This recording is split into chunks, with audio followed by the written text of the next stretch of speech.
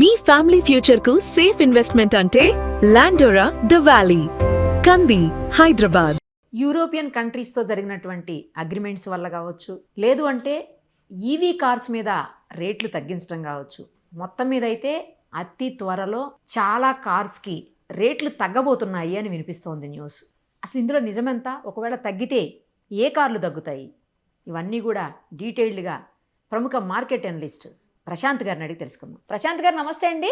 నమస్తే నిరుపమ గారు. ఏ కార్స్ తగ్గబోతున్నాయా అండి రేట్స్? చిన్న కార్లు తగ్గబోతున్నాయా, లేకపోతే ప్రీమియం కార్లు తగ్గబోతున్నాయా, లేదు అంటే ఈవీ కార్లు మాత్రమేనా? ఎందుకంటే యూరోపియన్ కంట్రీస్తో మనకు జరిగినటువంటి అగ్రిమెంట్స్ వల్ల ప్రీమియం కార్లు అంటే పెద్ద పెద్ద కార్లు, మర్సిడీస్ కావచ్చు, BMW, ఆడి ఇలాంటి కార్స్ అన్నీ కూడా చాలా కాస్ట్ తగ్గుతాయి, ఆల్మోస్ట్ 50% తగ్గుతాయి అంటున్నారు. నిజమెంత అసలు ఇందులో? డెఫినెట్ గా చూద్దామండి. ముందు మీరు అడిగిన ఫస్ట్ క్వశ్చన్ ఏంటంటే అసలు కార్ రేటు తగ్గిపోతున్నాయా? ఇది ప్యూర్లీ స్పెక్యులేషన్ అండి. ఎందుకంటే సాధారణ వ్యూవర్ ఇది thumbnail చూసో టైటిల్ చూస్తే ఫస్ట్ ఈ అనాలిసిస్ ఏంటంటే ఏ నిర్ధారిత ఆధారాలు ఏవీ లేవండి.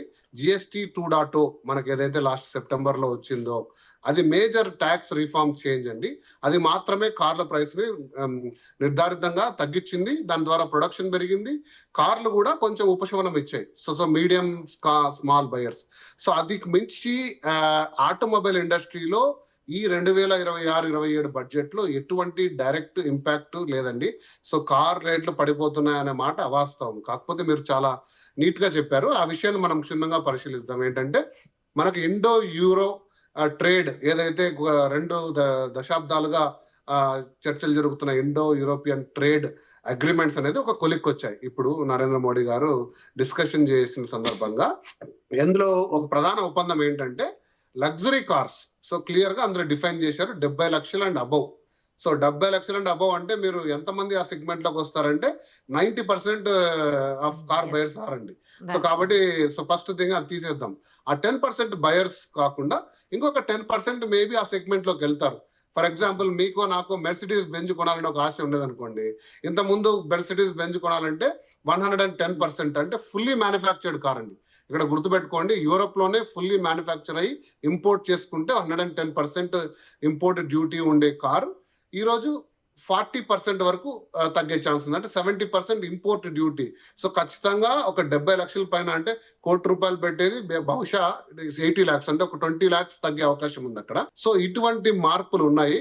కాబట్టి మీరు వోక్స్ వ్యాగన్, BMW, ఆడి, మెర్సిడెస్ బెంజ్ లాంటి యూరోపియన్ మార్కెట్ మీద మీకు నిజంగా ఇష్టం ఉన్నా, అదే కాకుండా ఆటోమొబైల్స్ లో క్రేజ్ ఏంటంటే బైక్స్ కూడా ఉన్నాయండి.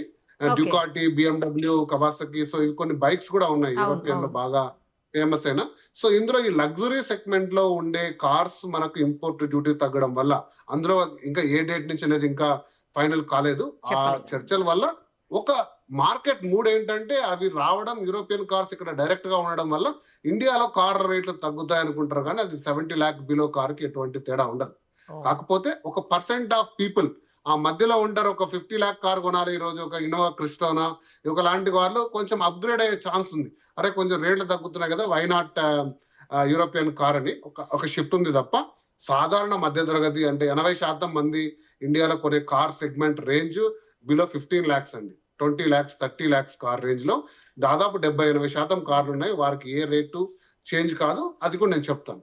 సో ఇది యూరోపియన్. దాంట్లో ఇంకొక ఫ్యాక్ట్ ఏంటంటే ఈ కార్స్ కూడా సబ్జెక్ట్ టు కరెక్షన్. 2,50,000 కార్స్, 3,50,000 అంతవరకే ఉందండి లిమిట్. ఆ ఇంపోర్ట్ డ్యూటీ వేవ్ ఆఫ్ కూడా. సో ఒక్కసారిగా మొత్తం ఇండియాలో యూరోప్ కార్లు తిరిగేంత అవకాశం కూడా లేదండి. అది 2.5 lakh cars.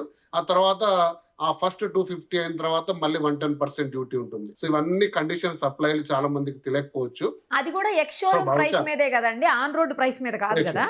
On road price వేరే అండి. అది ఎక్స్షోరూమ్. మనం ఎప్పుడు కూడా లోకల్ గా రోడ్ మీద దొరికే కట్టే tax, life tax, insurances, they are subject to the price on which it is bought. అదేం చేంజ్ ఉండదండి. ఇది ఎక్స్షోరూమ్ ప్రైస్. అది 60 లక్షల రూపాయలు ఉంటే ఇంతకు ముందు 1,20,00,000 పెట్టి కొనేవాళ్ళు. సో అది 110% హైక్ తో కొనేవాళ్ళు కదా. ఇప్పుడు అది కాస్త 90-80 వరకు వచ్చేస్తుంది. సో అది 2 కండిషన్ సప్లై. సో ఇక థర్డ్ సెగ్మెంట్ మనం తీసుకుంటే నేను చూసింది ఏంటంటే ఈ బడ్జెట్ లో ప్రముఖంగా నేను చూసింది అంటే EV parts, yeah solar panels అయితేనేమి, ఈవీ కార్స్ లో వాడే బ్యాటరీస్ కానీ ఇటువంటి ఐటమ్స్ లో ఇంపోర్ట్ డ్యూటీ బహుశా మనం చాలా మటుకు ఇంపోర్ట్ చేసుకుంటాం. ఇండియాలో లోకల్ మార్కెట్ ని ఇందాక మనం యూరోపియన్ ట్రేడ్ లో ఒక డేటా పాయింట్ మర్చిపోయానండి. ఈ కార్స్ లో ఈవీ కార్స్ నాట్ అప్లికబుల్. ఎందుకంటే లోకల్ గా మన మార్కెట్ ని ప్రోత్సహించాలనే ఉద్దేశంతో ఈవీ కార్స్ ని ఈ ఇంపోర్ట్ డ్యూటీ మినహాయింపు నుంచి తీసేశారు. సో అది ఎంత పెద్ద అమౌంట్ ఉన్నా కూడా ఈవీ కార్ ఇంపోర్ట్ ఉంటే డ్యూటీ అనేది అలా ఉంటుంది. సో ఇండియన్ మార్కెట్ లో ఈవీని ప్రోత్సహించాలి, సోలార్ ని ప్రోత్సహించాలనే ఉద్దేశంతో 10% చేశారు ఇంపోర్ట్ డ్యూటీని, 20 to 10. దీనివల్ల ప్రొడక్షన్ పెరుగుతుంది, ఈవీ కార్స్ కొంచెం చీప్ కాబోతుంది. సో ఇదొక డేటా పాయింట్. ఖచ్చితంగా ప్రొడక్షన్ పెరిగినప్పుడు ఖచ్చితంగా ప్రైస్ అనేది కొంచెం తగ్గే Correct. అవకాశం ఉంటుంది.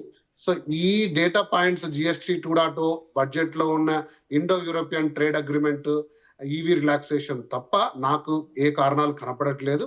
పైపచ్చు నేను ఇంకొక రివర్స్ చెప్తాను ఏంటంటే, ఎప్పుడు చూడని విధంగా మనము 12.2 lakh crores అలొకేషన్ చూసాం క్యాపిటల్ బడ్జెట్ కి, which is a very good sign. అంటే ఒక సాధారణ అంటే ఆస్పిరెంట్ అంటే ఇండియా డెవలప్ కావాలని కోరుకునే ప్రతి ఇండియన్ కూడా లాంగ్ టర్మ్ డెవలప్మెంట్ కోరుకుంటే ఇన్ఫ్రాస్ట్రక్చర్, లాంగ్ టర్మ్ ఇన్వెస్ట్మెంట్ అంటే హైవేస్ బిల్డ్ చేయడము, ports, airports, health care industries build కావడం మీద అత్యధికంగా ఫోకస్ పెట్టడం government, which means large roads, large rail networks.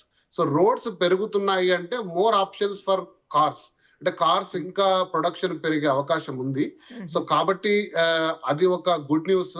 Automobile industry prosper అవుతుంది. సో దాని ప్రకారంగా ప్రైసెస్ కొంచెం కూడా కరెక్షన్ అయ్యే ఛాన్స్ ఉంది, లేదా పెరిగే ఛాన్స్ కూడా ఉంది. ఎందుకంటే ఇట్ బేస్డ్ ఆన్ డిమాండ్. ఇప్పుడు కన్స్యూమర్స్ ఎక్కువ కార్లు కోరుకున్నారనుకోండి, ఆటోమేటికల్ గా ప్రైస్ పెరుగుతుంది. సో మళ్ళీ వాళ్ళు ప్రొడక్షన్ కూడా పెంచారనుకోండి, టూ మెనీ కార్ సప్లైలో ఉన్నాయనుకోండి, బట్ మనకంటే తెలివైన వాళ్ళండి కార్ కంపెనీలు, వాళ్ళు ఎప్పుడు వాళ్ళ డిమాండ్ ని పోగొట్టుకోరు. 100 కార్ల డిమాండ్ ఉంటే 80 కార్లు మాత్రమే. మీరు ఎప్పుడైనా కార్ కొనండి, మీరు ఎప్పుడు కార్ అడగండి, sir 3 months wait time, 6 months wait time, అసలు వెయిటింగ్ పీరియడ్ లేకుండా వెంటనే ఇవ్వరు, చాలా రేర్ అది. అప్పుడు కరెక్ట్. సో ఆ డిమాండ్ ని వాళ్ళు క్రియేట్ ఎప్పుడు పెట్టుకుంటారు, మనకంటే తెలియగల వాళ్ళు. కాబట్టి నేనైతే ఇప్పుడు అమాంతంగా ఏదో కార్ రేట్ పడిపోతాయి, ఇప్పుడు కొనడం ఆపేసి 6 నెలల తర్వాత కొందాము, ఇలాంటి అంచనాలు నేను అనుకోవట్లేదు. ఇవి డేటా పాయింట్స్.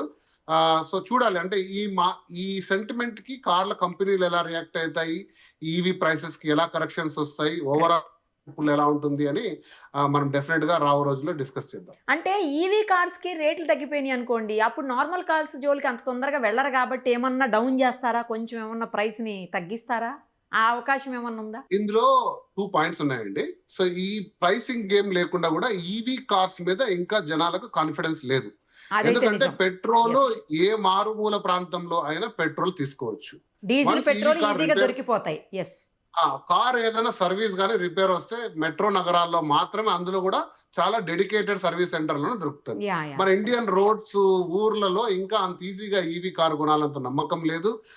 దానికి ఒక 200-300 kilometers వస్తాయి ఛార్జింగ్ దొరకకుంటే. కాబట్టి మీరు బడ్జెట్ లో మీరు చూస్తే ప్రముఖంగా ప్రస్తావించింది ఏంటంటే, ఈ హైవే ఎక్స్పాన్షన్స్ తో పాటు ఈవీ ఛార్జింగ్ స్టేషన్స్ చాలా ర్యాపిడ్ గా ఎక్స్పాండ్ చేస్తేనే ఈవీ కార్ మార్కెట్, కార్ కంటే మెయిన్ 2-wheeler మార్కెట్ కూడా ఎక్స్పాండ్ అయ్యి మనకు కొంచెం ఊరటనిస్తుంది అనేది చూసాము. సో కాబట్టి ఆ కాన్ఫిడెన్స్ గెయిన్ అయ్యే వరకు ఈవీ మార్కెట్ అంత ఈజీగా ఈ traditional petrol and diesel market ని ఇంకా మారకపోవచ్చు అండి. అది చాలా టైం టేకింగ్ ప్రాసెస్. రైట్ అండి, లెట్ us see మీరు చెప్పినట్టు.